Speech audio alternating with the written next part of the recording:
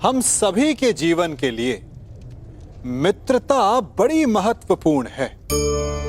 हम सभी अपने जीवन में अपने अपने मित्र चुनते हैं। मित्र वो होता है जिसके साथ रहने में, जिसके साथ समय बिताने में आनंद मिले।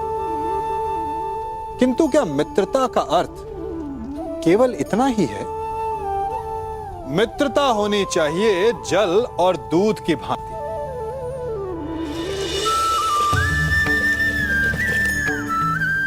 जो एक साथ सदा मिल जाते हैं, एक आकार हो जाते हैं। जब दूध उबलता है तो जल भाप बनकर उड़ता है ताकि दूध का अस्तित्व बना रहे। जब यह मिश्रण उफनता है तब दूध पात्र से पहले गिरता है ताकि वो जल को बचा सके। मित्रता भी इसी प्रकार होती है। किंतु यदि दूध में तनिक भी खटास आ जाए तो वो दूध को फाड़ देती है। ठीक इसी प्रकार यदि मित्रता में संदेह आ जाए तो वो मित्रता को समाप्त कर देता है। इसलिए मित्र बनाएं, किंतु झूठे संदेह से सावधान रहें। वृक्ष से टूटकर गिरे पत्ते को तो आप सभी ने देखा होगा।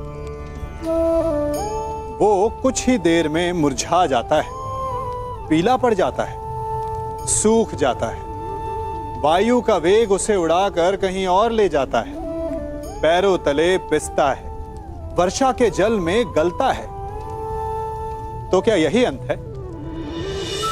नहीं। इसके पश्चात क्या होता है वो विचारणीय है। एक पत्ता गलकर, सूखकर, पिसकर उसके अवशेष धरती में रिसते हैं और खाद बनते हैं, और उसके पश्चात वो खाद पेड़ की जड़ों में जाकर मिल जाता है और नवजीवन देता है एक और नए पत्ते को। अर्थात कहीं भी कभी भी कुछ भी ना अयोग्य होता है ना बेकार होता है। इसलिए कुछ नष्ट हो जाने की चिंता करे बिना उसे आप समाज के हित में लगा दीजिए। विश्वास कीजिए, वो वस्तु, वो प्रयास कभी नष्ट नहीं होगा। कभी किसी पक्षी को घोंसले की नींव बनाते देखा है?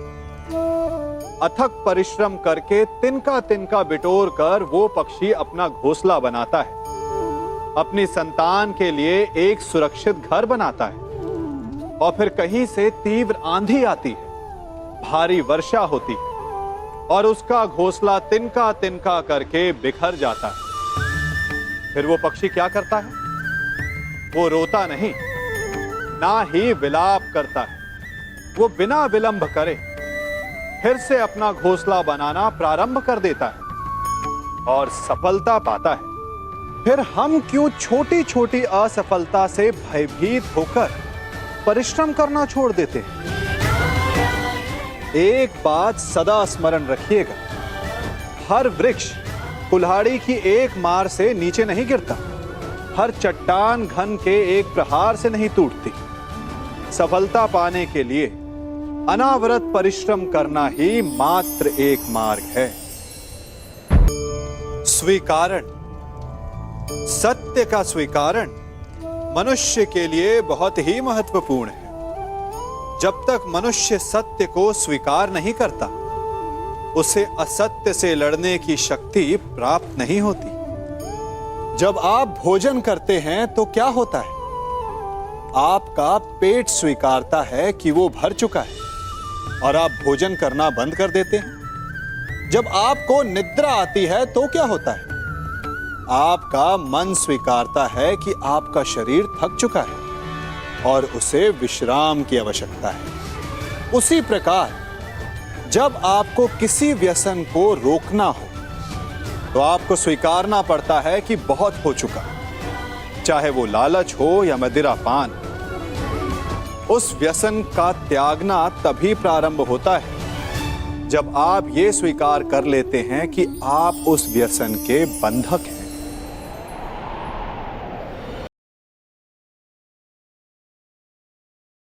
स्मरण और मरण सुनने में दोनों शब्द एक जैसे प्रतीत होते हैं, परंतु अपने जीवन के प्रारंभ से स्मरण कीजिए तो सबसे पहले आपको किनका स्मरण होता है? उनका जिसने आपके जीवन को आनंद से भर दिया, प्रसन्नता के पलों से भर दिया, या उनका जिसने आपके जीवन को कष्टों से भर दिया?